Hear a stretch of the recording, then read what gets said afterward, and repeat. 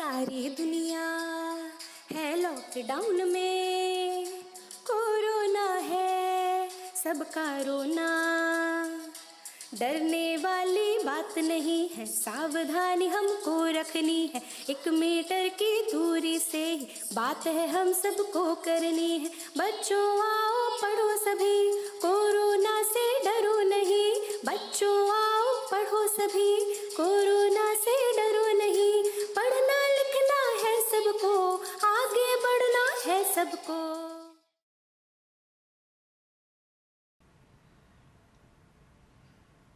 Hello बच्चों, स्वागत है आपका भूगोल की क्लास में। मैं आकांक्षा सोनकर, भूगोल प्रवक्ता, राजकीय बालिका इंटर कॉलेज छोटी जुबली लखनऊ से। बच्चों, आज हम क्लास 11 की भूगोल पढ़ेंगे। बच्चों, क्लास 10th में सामाजिक विज्ञान के सिलेबस में आपने भूगोल को एक घटक के रूप में पढ़ा है। विश्व के विभिन्न भागों के भौगोलिक तत्वों से आप भली भांति परिचित होंगे। अब तक आपने जो भी पढ़ा है, इससे आपकी बेसिक नॉलेज इम्प्रूव हुई है। अगर हमें किसी इमारत को खड़ा करना है तो इसका बेस, नींव मजबूत होनी चाहिए। क्लास 10th लेवल तक आपने जो भी पढ़ाई करी है, इससे आपका बेस स्ट्रॉन्ग हुआ है। बच्चों, क्लास 11th भूगोल पाठ्यक्रम की शुरुआत हम भौतिक भूगोल के मूल सिद्धांत से करेंगे। भूगोल में भौतिक भूगोल का एक महत्वपूर्ण स्थान है। भौतिक भूगोल भूगोल की एक प्रमुख शाखा है। आपका पहला अध्याय बहुत ही इम्पॉर्टेंट है, क्योंकि इसमें आप भूगोल को एक विषय के रूप में पढ़ेंगे। आप देखेंगे कि भूगोल में बहुत सारे विषयों का समावेश है, अतः भूगोल का अध्ययन हमें विस्तृत ज्ञान देता है। तो चलिए शुरू करते हैं अपना पहला अध्याय, भूगोल एक विषय के रूप में। आइए सबसे पहले देखते हैं कि आज हमारे मुख्य चर्चा के बिंदु कौन से हैं। हमें भूगोल क्यों पढ़ना चाहिए? भूगोल क्या है? भूगोल वेत्ताओं का अध्ययन क्षेत्र, मनुष्य का प्रकृति के साथ समायोजन, वैज्ञानिक विषय के रूप में भूगोल का 3 वर्गीकृत प्रश्नों से संबंध। एक बहुत ही इंटरेस्टिंग चैप्टर है बच्चों, तो चलिए शुरू करते हैं। बच्चों, इस अध्याय में हम भूगोल को एक स्वतंत्र विषय के रूप में पढ़ेंगे तथा पृथ्वी के भौतिक पर्यावरण, मानवीय क्रियाओं और उनके अंतर प्रक्रियात्मक संबंधों का अध्ययन करेंगे। यहाँ पर आप एक प्रासंगिक प्रश्न पूछ सकते हैं कि आखिर हमें भूगोल क्यों पढ़ना चाहिए। इसका एक बहुत ही सरल सा उत्तर है, क्योंकि हम पृथ्वी के धरातल पर रहते हैं, इसलिए पृथ्वी के भौतिक और सांस्कृतिक वातावरण को समझना अति आवश्यक हो जाता है। मानव अपनी सराउंडिंग्स, परिस्थानों से कई प्रकारों से प्रभावित होता है। आप अपने आसपास बहुत सारी ऐसी चीज़ें देखेंगे जो हमें प्रकृति से उपहार स्वरूप मिली हैं, जिन्हें हम प्राकृतिक संसाधन कहते हैं, जो मनुष्य के जीवन निर्वाह के लिए बहुत ही इम्पॉर्टेंट हैं। जैसा कि बच्चों आप इस चित्र में देख सकते हैं, जल, पेड़ पौधे, वन, मिनरल्स, खनिज, सॉइल, मृदा, जीव जंतु, ये सभी प्राकृतिक संसाधन हैं जो हमारे जीवन निर्वाह के लिए अति आवश्यक होते हैं।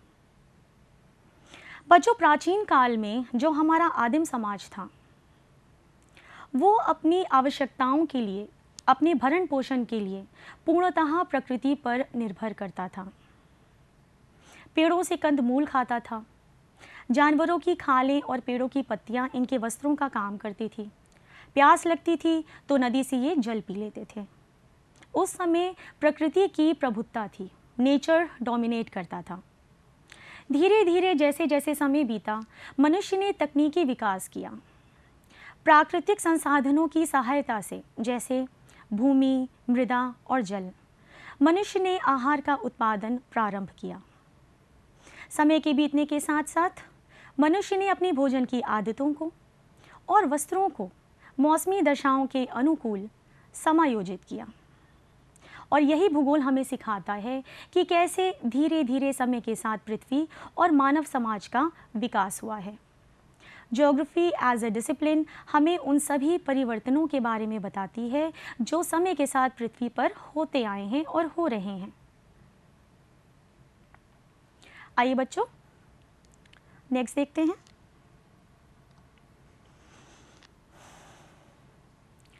बच्चों, आपको ज्ञात होगा कि जो प्राकृतिक संसाधन आधार है, तकनीकी विकास है, सांस्कृतिक विकास है, स्थानिक संगठन है, प्रकृति के साथ अनुकूलन अथवा अपरिवर्तन है, इसमें वेरिएशंस, भिन्नता पाई जाती हैं। भूगोल का स्टूडेंट होने के नाते आप जिज्ञासु होंगे ये जानने के लिए कि इन भिन्नताओं को कौन से फिनोमेनाज उत्पन्न करते हैं। बच्चों, आप विभिन्न प्रकार की भूमि और लोगों के बारे में जानते होंगे, उसके बाद भी आप रुचि रखते होंगे उन सभी परिवर्तनों को जानने के लिए जो इस पृथ्वी पर समय के साथ हुए हैं। जैसा कि लिखा है, भूगोल हमें विविधता समझने तथा समय एवं स्थान के संदर्भ में ऐसी भिन्नताओं को उत्पन्न करने वाले कारकों की खोज करने की क्षमता प्रदान करता है। तो बच्चों, पृथ्वी के धरातल पर विविधता पाई जाती है। भूगोल में हम इन विविधताओं का, इन भिन्नताओं का अध्ययन करते हैं। साथ ही साथ समय और स्थान के अनुसार इन भिन्नताओं को उत्पन्न करने वाले कारकों की खोज की क्षमता भी भूगोल हमें प्रदान करता है। बच्चों, इससे आप में मानचित्र में परिवर्तित ग्लोब को समझने तथा भूदृश्य ज्ञान की कुशलता विकसित होती है। अब बच्चों, हम बात करेंगे मॉडर्न साइंटिफिक टेक्निक्स की। मॉडर्न टाइम में हम टेक्नोलॉजी को यूज़ कर रहे हैं। जैसा कि आप देख सकते हैं, भौगोलिक सूचना तंत्र GIS, जियोग्राफिक इंफॉर्मेशन सिस्टम। बच्चों, ये भूज्ञान की सूचना प्रणाली होती है। फिर हम आते हैं आपके वैश्विक स्थितीय तंत्र, ग्लोबल पोजिशनिंग सिस्टम, जिसे हम GPS कहते हैं। बच्चों, ये ग्लोबल नेविगेशन सैटेलाइट सिस्टम है जो हमें किसी भी चीज़ की पोजीशन के बारे में बताता है।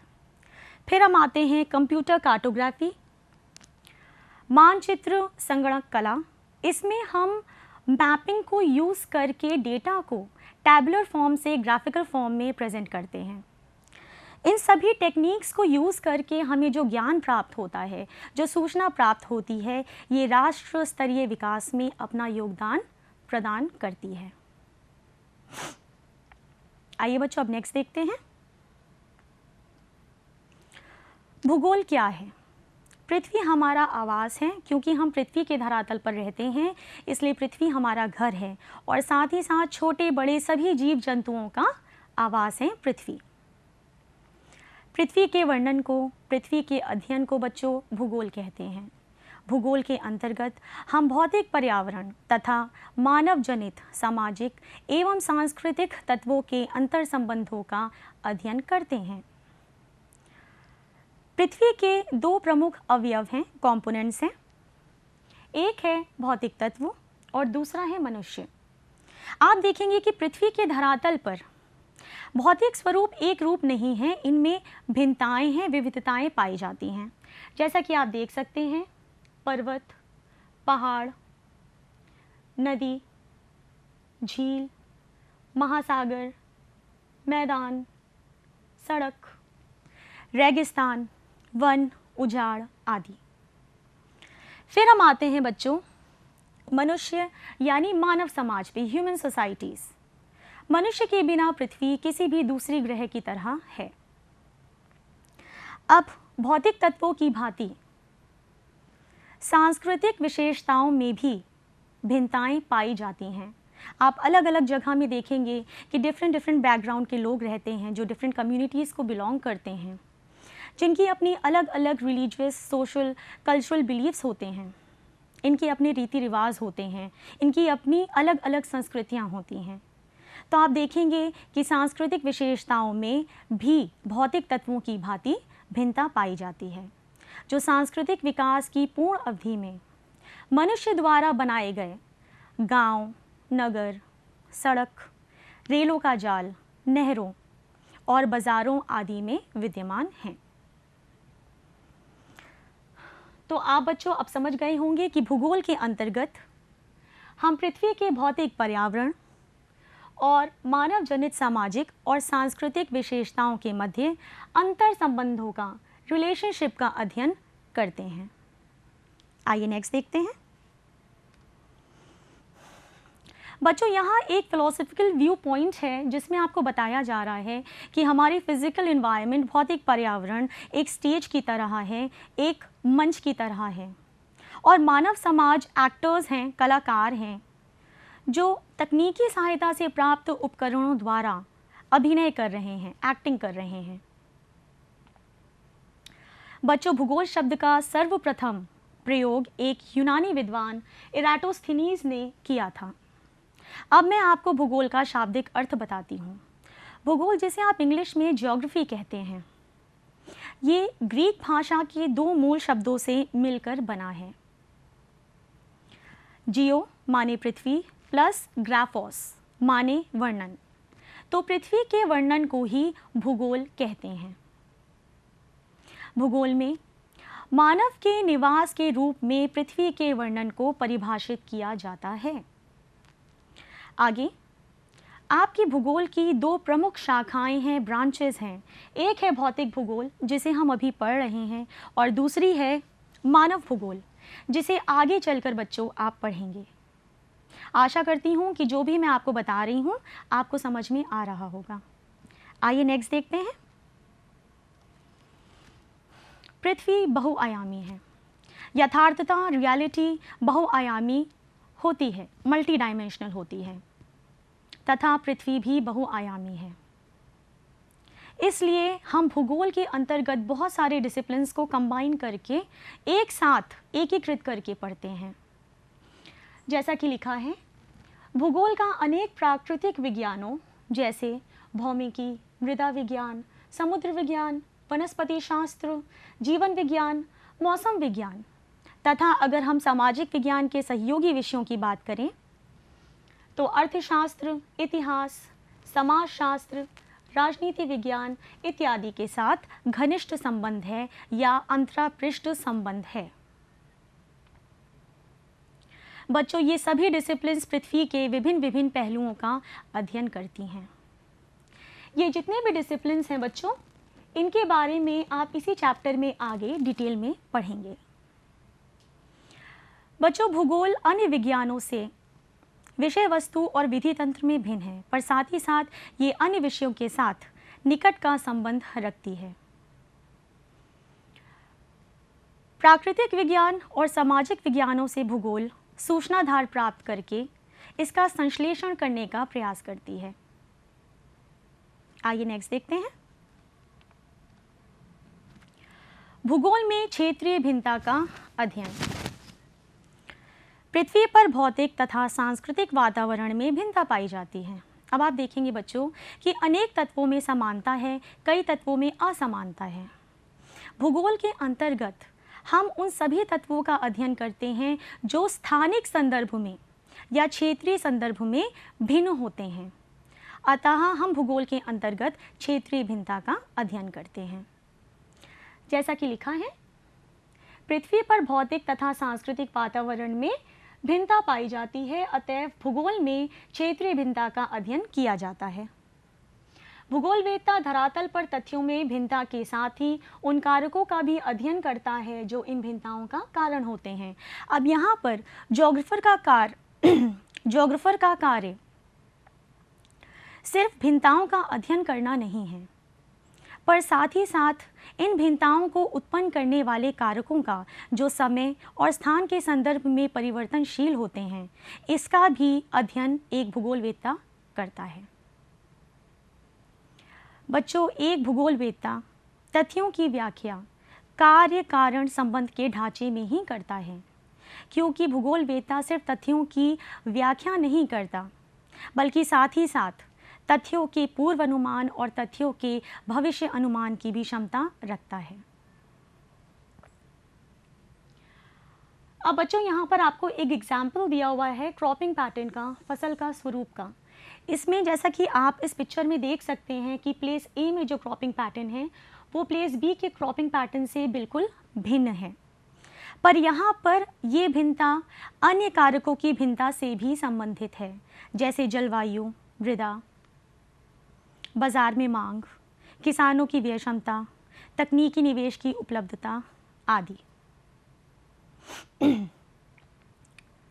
तो बच्चों, भूगोल का मेन कंसर्न किन्हीं दो तत्वों के मध्य या एक से अधिक तत्व के मध्य कार्य कारण संबंध ज्ञात करने में है, जिसे हम कैजुअल रिलेशनशिप कहते हैं। आइए नेक्स्ट देखते हैं। मनुष्य का प्रकृति के साथ समायोजन। जैसा कि लिखा है, भौतिक तथा मानवीय तथ्य स्थैतिक नहीं अपितु गत्यात्मक होते हैं, यानी कि जो भी पृथ्वी पर पाए जाने वाले भौतिक और मानवीय तथ्य हैं, ये स्थिर नहीं हैं, ये स्टैटिक नहीं हैं, ये गतिशील होते हैं, डायनेमिक होते हैं, समय और स्थान के साथ ही निरंतर परिवर्तनशील रहते हैं। भूगोल प्रकृति तथा मानव के समग्र इकाई के रूप में अंतः प्रक्रिया के अध्ययन से संबंधित है। अतः भूगोल में हम मनुष्य और प्रकृति के अंतर संबंधों का समग्रता के साथ अध्ययन करते हैं। हम एज अ होल इन्हें पढ़ते हैं, पार्ट्स में नहीं पढ़ते। मनुष्य और प्रकृति एक दूसरे के पूरक हैं। कहने का अर्थ है कि मनुष्य और प्रकृति एक दूसरे के बिना अधूरे हैं। मनुष्य प्रकृति पर अपनी छाप छोड़ता है। यहाँ मैं आपको उदाहरण देती हूँ कैसे छाप छोड़ता है। मनुष्य बड़े बड़े फार्मों पर, खेतों पर कृषि का काम करता है, बड़ी बड़ी मशीनों द्वारा आहार का उत्पादन करता है। फिर आप देखेंगे कि मनुष्य तकनीकी सहायता से प्राप्त उपकरणों द्वारा सीमित क्षेत्रों को ठंडा कर सकता है। कैसे? एसी, एयर कंडीशनर के माध्यम से, कूलर्स के माध्यम से। फिर आप देखेंगे कि नदी के प्रवाह को नियंत्रित करके कई उद्देश्यों की पूर्ति के लिए, जल को स्टोर करने के लिए, डाइवर्ट करने के लिए मनुष्य ने नदी के चारों ओर बांध बनाया। ये सभी चीज़ें आपको बताती हैं कि किस प्रकार से मनुष्य प्रकृति पर अपनी छाप छोड़ता है। और साथ ही साथ प्रकृति भी मानव जीवन के विभिन्न पक्षों को प्रभावित करती है, जो उसके वस्त्र, अधिवास, व्यवसाय आदि में देखा जा सकता है। अब जैसे बच्चों, जिन क्षेत्रों में बहुत ठंड पड़ती है, मनुष्य वहाँ गर्म कपड़े, ऊनी कपड़े पहनता है। जिन क्षेत्रों में बहुत गर्मी पड़ती है, वहाँ मनुष्य सूती कपड़े पहनता है। जिन क्षेत्रों में बहुत बर्फ गिरती है, वहाँ मनुष्य कैसे अधिवास बनाता है? जिनके रूप्स स्लोपी होते हैं, ताकि जो भी बर्फ गिरे वो नीचे सरक जाए। साथ ही साथ आप देखेंगे कि जो कोस्टल एरियाज़ होते हैं, वहाँ मनुष्य मुख्यतः फिशिंग का काम करते हैं। पहाड़ों पर लोग मुख्यतः माइनिंग का काम करते हैं, खनन का काम करते हैं। मानव ने प्रकृति के साथ समझौता, अनुकूलन, अडैप्टेशन अथवा अपरिवर्तन, मॉडिफिकेशन के माध्यम से किया है। आप देखेंगे कि मनुष्य ने तकनीक का विकास किया। कैसे किया?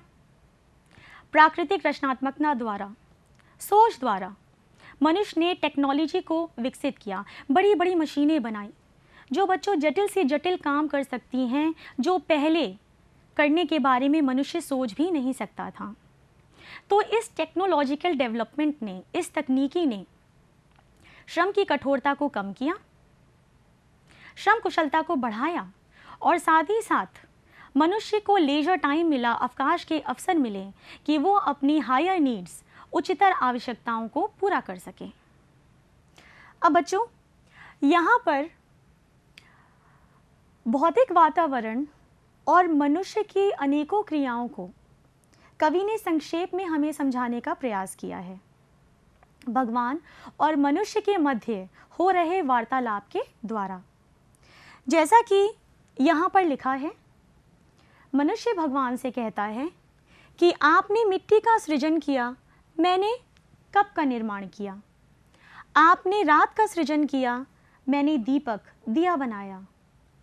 आपने बंजर भूमि, पहाड़, मरुस्थल, रेगिस्तान का सृजन किया, तो मैंने फूलों की क्यारी तथा बाग बागीचे बनाए। बच्चों, मनुष्य प्राकृतिक संसाधनों का प्रयोग करते हुए अपनी सृजनात्मक योगदान का दावा करता है और भूगोल के अंतर्गत हम मनुष्य और प्रकृति के इन्हीं अंतर प्रक्रियात्मक संबंधों का अध्ययन करते हैं। जैसा कि लिखा है, भूगोल प्रकृति तथा मनुष्य के मध्य अंतर संबंधों का अध्ययन करती है। अब बच्चों यहाँ पर दो बहुत ही इंपॉर्टेंट कॉन्सेप्ट्स आते हैं जिसके बारे में आप लोगों को अच्छे से पता होना चाहिए। एक है आपका प्रकृति प्रभावित मानव, जैसा कि आप इस चित्र में देख सकते हैं। इसे पर्यावरणीय निश्चयवाद या एनवायरमेंटल डिटर्मिनिज्म भी कहते हैं। और दूसरा कॉन्सेप्ट है आपका मानवीकृत प्रकृति, जैसा कि आप इस चित्र में देख सकते हैं। इसे संभववाद या पॉसिबिलिज्म भी कहते हैं। बच्चों, जैसा कि आप सब जानते हैं कि वर्तमान में हमारा जो मानव समाज है ये आदिम समाज की अवस्था को पार कर चुका है। तो सबसे पहले हम बात करते हैं बच्चों प्रकृति प्रभावित मानव की। बच्चों, हमारा आदिम समाज कैसा था? ये पूर्णतः प्रकृति पर निर्भर करता था। अपनी ज़रूरतों को पूरा करने के लिए ये पूरी तरह से नेचर पे डिपेंड करता था। प्रकृति की प्रभुत्ता थी, नेचर की सुप्रीमेसी थी। सारे डिसीजंस प्रकृति लेती थी कि मनुष्य क्या खाएगा, कहाँ रहेगा, क्या करेगा। मनुष्य पेड़ों से कंदमूल इकट्ठा करके खाता था, आखेट करता था। प्यास लगती थी तो नदी या झील से जल पी लेता था। जानवरों की खाल, हाइड्स और स्किन इनके वस्त्र का काम करते थे। मनुष्य प्रकृति से डरता था, प्रकृति को माता स्वरूप मदर नेचर मानता था और इसकी पूजा करता था। यहाँ पर बच्चों हमें प्रकृति प्रभावित मानव के दर्शन होते हैं। धीरे धीरे जैसे समय आगे बढ़ा, मनुष्य ने तकनीक का विकास किया। तकनीकी विकास से मनुष्य आवश्यकता की अवस्था से स्वतंत्रता की ओर अग्रसर हुआ। मनुष्य ने सर्वत्र अपनी छाप छोड़ी और प्रकृति के सहयोग से नई नई संभावनाओं का सृजन किया। जहाँ कहीं भी संभावनाएं थीं, पॉसिबिलिटीज थी, मनुष्य डेवलपमेंट, विकास करता गया। इसी को कहते हैं मानवीकृत प्रकृति। फॉर एग्जाम्पल, मनुष्य ने भूमि के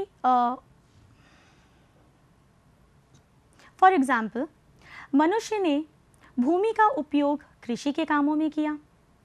फिर मनुष्य ने सड़कें बनाई, रेलों के जाल बिछाए।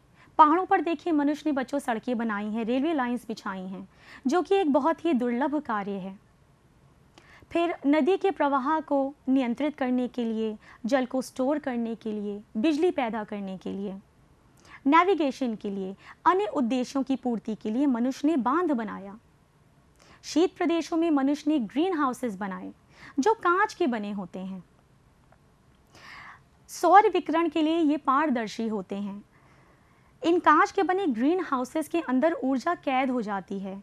फिर आप इसके अंदर फल, फूल और साग सब्जी का उत्पादन कर सकते हैं आदि। ऐसे बहुत सारे बच्चों आपको एग्जाम्पल्स देखने मिलेंगे जहाँ पर आप देख सकते हैं कि किस प्रकार मनुष्य ने प्रकृति पर अपनी छाप छोड़ी है। तो ये है आपका मानवीकृत प्रकृति। परिवहन और संचार के साधनों के जाल तथा पदानुक्रमिक केंद्र, हायरार्कियल नोड्स के माध्यम से क्षेत्र समाकलित और संगठित हो गए। एक सामाजिक विज्ञान के रूप में भूगोल क्षेत्रीय समाकलन एवं संगठन का अध्ययन करता है। आई होप बच्चों कि आपको समझ में आया होगा जो भी मैंने अभी पढ़ाया है। नेक्स्ट देखते हैं वैज्ञानिक विषय के रूप में भूगोल का 3 वर्गीकृत प्रश्नों से संबंध। अब यहाँ पर बच्चों 3 कैटेगरी के प्रश्न हैं, क्या, कहाँ, क्यों। क्या, पहचान से जुड़े प्रतिरूप। अब बच्चों क्या की कैटेगरी की बात करते हैं जब, तो कुछ प्रश्न पृथ्वी के धरातल पर पाए जाने वाले प्राकृतिक और सांस्कृतिक विशेषताओं की प्रतिरूप की पहचान से जुड़े होते हैं। फिर आता है कहाँ, प्रतिरूप के वितरण से संबंधित प्रश्न। कुछ प्रश्न पृथ्वी के धरातल पर पाए जाने वाले प्राकृतिक और सांस्कृतिक तत्वों की डिस्ट्रीब्यूशन, वितरण से संबंधित होते हैं। अब बच्चों क्या और कहाँ, ये दोनों प्रकार के प्रश्न सांस्कृतिक और भौतिक तत्वों की स्थिति और वितरण से संबंधित उत्तर हमें देते हैं। इनसे हमें सभी तत्वों की स्थिति और वितरण के संबंध में सूचीबद्ध सूचनाएं प्राप्त होती हैं। औपनिवेशिक काल से ही ये प्रचलित उपागम रहा है। भूगोल को एक विज्ञान के विषय के रूप में पहचान मिली इस क्यों के कैटेगरी वाले प्रश्नों से। ये निर्माण से संबंधित प्रश्न हैं। कुछ प्रश्न व्याख्या अथवा तथ्यों और तत्वों के मध्य कार्य कारण संबंध से जुड़े होते हैं। अब बच्चों, इसी को हम इस चित्र द्वारा समझने की कोशिश करते हैं जिससे ये कॉन्सेप्ट आपको क्लियर हो जाए। सपोज आप कहीं घूमने जाते हैं और आप कोई ऐसा भौतिक तत्व देख लेते हैं, आपको नहीं पता ये क्या है, तो सबसे पहला प्रश्न आपके माइंड में आएगा इसकी पहचान को लेकर कि आखिर ये है क्या। दूसरा प्रश्न आपके माइंड में आएगा कि इसका वितरण, डिस्ट्रीब्यूशन कहाँ तक है। और तीसरा प्रश्न आपके जहन में उठेगा कि आखिर इसका निर्माण कैसे हुआ। तो बच्चों, एक वैज्ञानिक विषय के रूप में भूगोल का इन 3 वर्गीकृत प्रश्नों से संबंध है। एक विषय के रूप में भूगोल का केंद्र क्षेत्र से संबंधित होता है तथा भूगोल के अंतर्गत स्थानिक विशेषताओं और गुणों का विवेचन किया जाता है। बच्चों, यह मानव तथा भौतिक वातावरण के बीच जो डायनेमिक इंटरैक्शंस, गत्यात्मक अंतर प्रक्रियाएं हो रही हैं, उससे जो तत्व उत्पन्न हो रहे हैं या तथ्य उत्पन्न हो रहे हैं, हम इनका अध्ययन करते हैं। साथ ही साथ भूगोल के अंतर्गत हम मनुष्य और प्रकृति के अंतर संबंधों का विश्लेषण भी करते हैं। आई होप बच्चों कि आपको ये समझ में आया होगा अच्छे से।